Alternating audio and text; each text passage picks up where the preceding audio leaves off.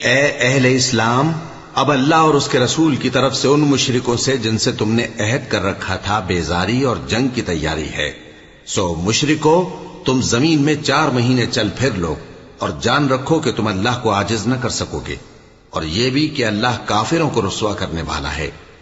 اور حج اکبر کے دن اللہ اور اس کے رسول کی طرف سے لوگوں کو آگاہ کیا جاتا ہے کہ اللہ مشرکوں سے بیزار ہے اور اس کا رسول بھی۔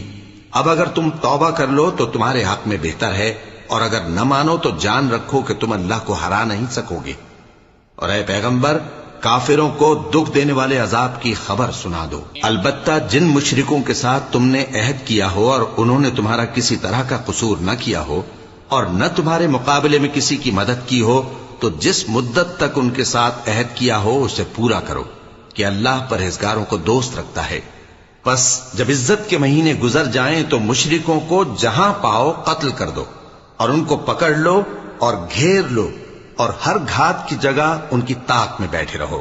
پھر اگر وہ توبہ کر لیں اور نماز قائم کرنے اور زکوٰۃ دینے لگیں تو ان کا رستہ چھوڑ دو،